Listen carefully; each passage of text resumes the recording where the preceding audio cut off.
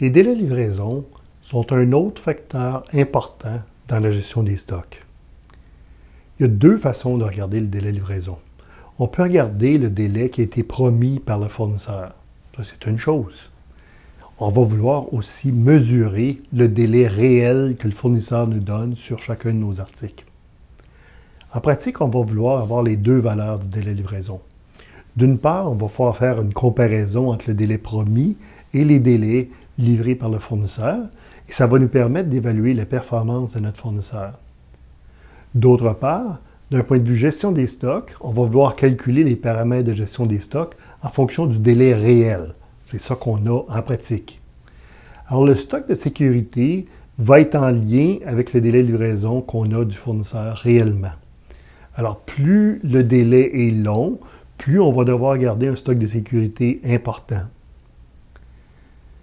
D'un autre côté, lorsqu'on parle du min en inventaire, le min-max, alors le min est établi en fonction du stock de sécurité plus la demande prévue durant le délai de livraison.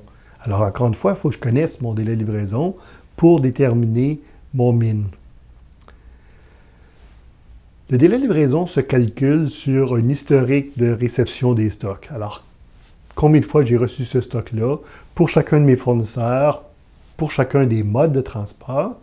Et pour chacun des fournisseurs et des modes de transport, je vais regarder l'historique des réceptions. Et si j'ai assez de données, je vais enlever les données extrêmes. Je vais enlever le plus haut, je vais enlever le plus bas et je vais calculer la moyenne des autres délais de livraison.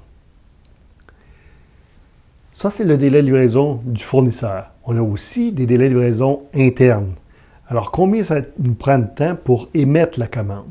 Quand on reçoit le matériel, combien ça nous prend de temps pour inspecter le matériel et le rendre disponible à la vente? Alors ça, c'est nos éléments de délai de livraison interne qui vont faire aussi partie du délai de livraison total. Pour améliorer notre efficacité, la relance du fournisseur pour s'assurer qu'il nous livre le matériel plus vite et en temps est une activité qui a une valeur ajoutée certaine. Alors on encourage les gens à le faire. En conclusion, au niveau du calcul des délais de livraison, on veut travailler avec le délai réel et idéalement, on aimerait que notre fournisseur, sa promesse de livraison, il la respecte avec son délai réel. Le délai de livraison va être un des éléments qui va être calculé par IMAF.